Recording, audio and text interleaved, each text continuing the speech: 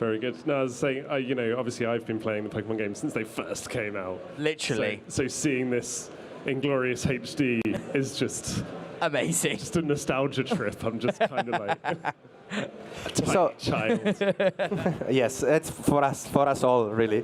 The first thing we see is that the world is full of Pokemon. There are no more random encounters in the wild, but you see Pokemon everywhere in the world. And we can already see here like an Oddish and a Pidgey flying around. The idea is really to feel like you're part of this world. And I particularly love how Oddish hides so well in the tall grass now. I do typically mistake Oddish's hair or hair grass. Or I'm not sure either, but fronds, that plume, antennae, I'm not sure. It's something. Yes. So I just need to touch a Pokemon to start the capturing process. And the capturing process, again, has been made a bit more similar to the one in Pokemon Go, with a circle that represents how easy it is to catch a Pokemon. But we have also tried to make it a bit more similar to the anime, no? Especially, I will be playing with the Pokeball Plus controller. Everything I'm doing can also be done naturally with the Joy-Con. But with the Pokemon Plus, you have a little bit more feedback. So one thing that Ash does always in the cartoon, he really puts his energy and throws the Pokeball. And well, one thing he does is turn his baseball cap round, but... Oh, I'm baseball capless. Get it? Okay, all right. Great. Oh, good stuff. So you can see, actually, when I'm playing with the Pokeball Plus, all of the sounds and the lights, thank you, all of the sounds and the sound effects and the lights that are emitted by the Pokeball in the game are also played here. On top of that, on the Pokeball Plus, I hear the original 8-bit cry of that Pokemon that they did in the Game Boy. So it's quite cool for old people like us. Oldies like us. I did like, who's old in the crowd? Yeah. Yes. We go for retro in the Splatfest. Anyway, you can see also that we have some multipliers based on how I throw the Pokeball. And I can throw the Pokeball in different ways. I'll show that a little bit later. But again, this is, you know, Ash in the anime doesn't damage Pokemon when he befriends them, and he throws the Pokeball. So we wanted to recreate this feeling. And you also got some nice experience points there. Yes, you get experience points also from capturing now, as well as from battling other trainers. But you can see here, I think you recognize these sprites, right? The sprites again. Yeah, the HD visuals were like, this is how I thought it looked when I was a child. This is how it looked when I was younger. Yes. Well, close. Yes. Yeah. And then obviously you get the next screen, which is just, and this is how it looks now. Yes, exactly. Oh, by the way, obviously the wire will not be there in the final product version of the Pokeball Plus controller. So you can really get into weird. Yes, exactly. Throwing. Exactly, that's the point. No? You really have to try to throw the Pokeball in different ways. Like when you buy the game, if you use the Pokeball Plus, don't do this. Because no Pokemon trainer does this, you know, like just put your weight into it and try to not to punch anybody. So we see the model of Oddish here in its glorious HD. And another thing we notice in Pokemon Let's Go Pikachu and Pokemon Let's Go Eevee is that all of the Pokemon are of their life size, so to speak. Or if they were real, they have different sizes. So you can see Oddish is fairly tiny. We'll see later other Pokemon are a bit bigger, so to speak. I also like the way we just saw it with that Pidgey there. You obviously mentioned the fact that wild Pokemon were in the grass before, but they also come out of that tall grass as well, so nowhere is safe. Yes, yes. No.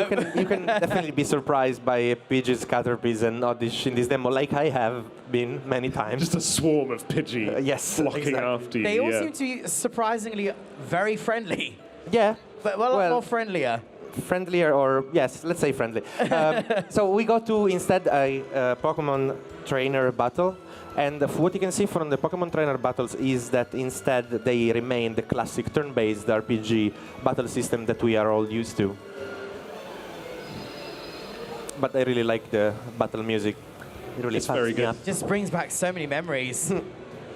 Even the position of the bug catcher Rick, for example, is in the same position. Even though it is a 3D model, he will be in the same fight pose as the sprite was in the original games. Ah. Back in the day. And we also see that here, if I choose my attacks, I use the Pokeball Plus stick to choose. I click on it to select the attack.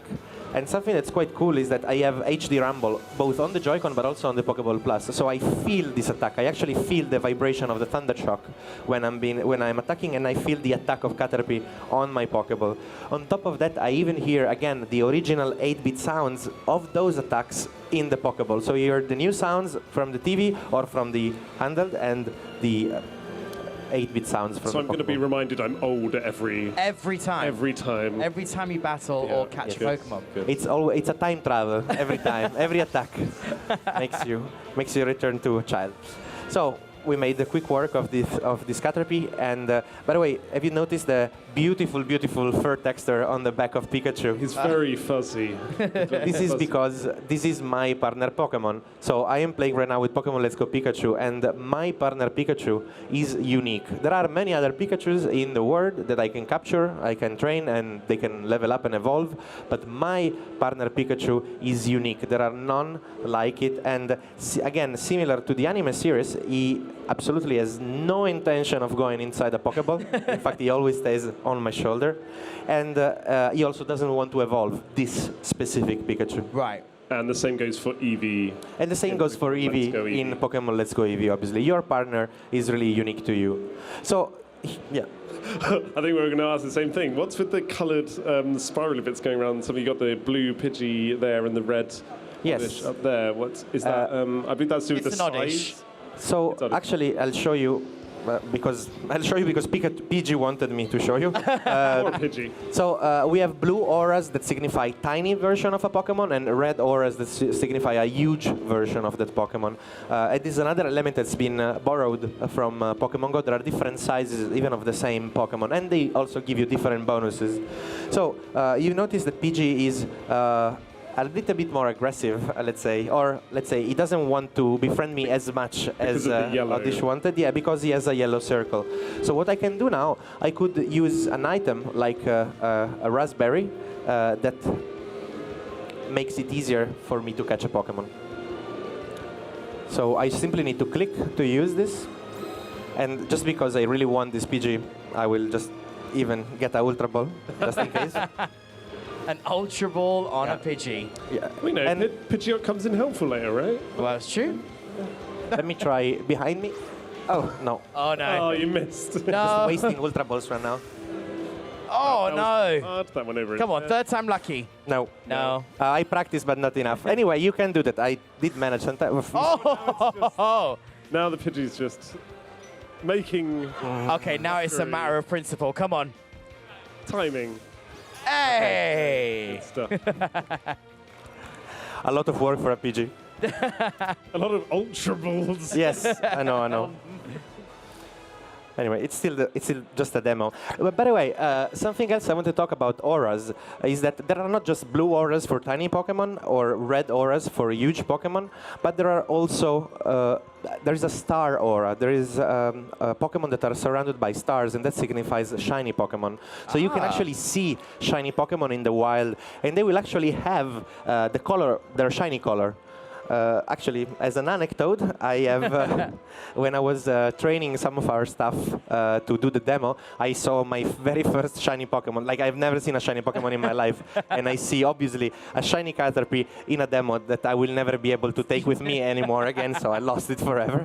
And of course, everybody remembers their first shiny Pokemon, and I will do so as well, because that happened. Only in memory. Although Only I imagine in when memory. you play this in November, you're just going to be sat in Viridian Forest forever. Until you see a shiny Caterpie. Exactly.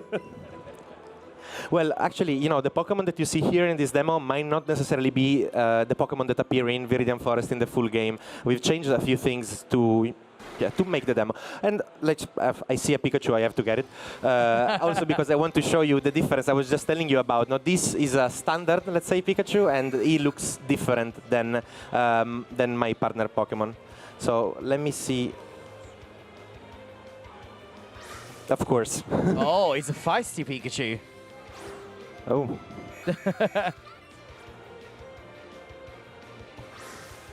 Nice. There you go. Nice. Are you just reading the screen? Yep. Yep. Yep. Yes. There we go. Good stuff. And if we now see the model of this Pikachu, you'll see it's a bit different. So you see, if I, it looks more like a standard Pikachu, of course. Still cute, very, very cute, but not as cute as my partner Pokemon. A Thunderstone right for him right now. Yes. Oh, somebody else joining. A lowland Raichu over here. A lowland Raichu. Yeah. Surfing on his... Yeah, it's just a bit of surfing. I will run away from this Weedle. That was a very, very dangerous Weedle. Yeah. So what's that icon in the bottom right of the... Oh, yeah. That icon represents the two-player icon because at any moment when you're in the overworld or also when you're in the process of capturing a Pokemon or also when you're in a battle with another trainer, you can shake a second Joy-Con or a second Pokeball Plus to have like a partner trainer just come down from the sky and help you. So you can play the entire game cooperatively if you want. And you can also get special bonuses if you catch a Pokemon with a simultaneous throw. You can also get some help in a trainer battle. By the way, you can also see the gender of Pokemon just already in the overworld. Yeah. You see that that's a female Pikachu, for example, right there. I like that it's just having a stroll. Just sitting on the pathway. And also, something else we notice, I maybe spoiled it a little, is that now we see Pikachu's tail waggling, right? So that's a new feature. It's called dowsing, sorry. And this means that there's an item nearby. Pikachu's tail or Eevee's tail in Pokemon Let's Go Eevee will start waggling when I am next to an item. You see it goes faster and faster now. And if I approach the item that is hidden behind the tree, I can capture it. So that's a way to find hidden items, the way to find hidden items more easily. At least, Pikachu's keeping their keep whilst they're loitering on your shoulder. They're not just sitting there for no reason, yeah. And just be walking along going, oh, it's so heavy.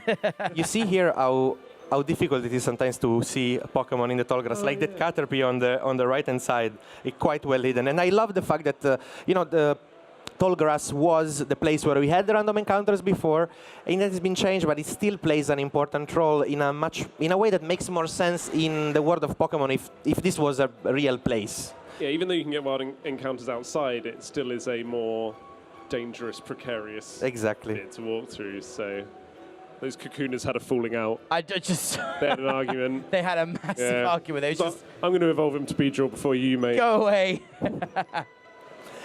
So. Something else that she asked me if I know the trick to throw the Pokeball. Well, I just clearly showed that I do not. Anyway, when we see Pikachu now coming into battle, you see that he jumps out from the shoulder. Like that's what I said before. Not just like in the anime, he doesn't want to go into a Pokeball, and when he goes into battle, he jumps out from your shoulder. You'll see later if I use another Pokemon that every other Pokemon comes out from the Pokeball, for example. Right.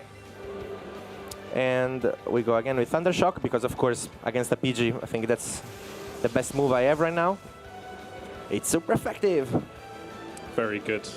Critical hit. Calculated decision.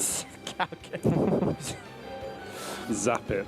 So we're approaching now the end of Viridian Forest. I wanted to show a little bit also what's after that. Well, our attendees can play up until Viridian Forest, but we can show a little bit more that is not playable right now yet. Oh, yes. And you also get Pokeballs from defeating other Pokemon trainers. Very handy. So I have to be careful here. You see how actually also my trainer is quite careful. Moves the grass out of the way. And you're good. I'm just running through it. Metapod. The Metapod just bouncing along. I've always respected Metapods for their ability to move. There we go. We see the end of Viridian Forest. At the end, the last trainer battle for Viridian Forest. And Backcatcher Sammy. Oh, there's a Metapod. There you go, your Metapod. Now watch as it uses Harden 50 times. I hope not. It's super effective. But he's also wobbling in the battle. You can see. How he stays up like that. With his very, very excited look. Very excited. Very, very poignant gaze. Metapod is definitely into this fight. He is. He definitely wasn't asleep in the Pokeball when it got out. Yeah. He is now. That's me. There you go.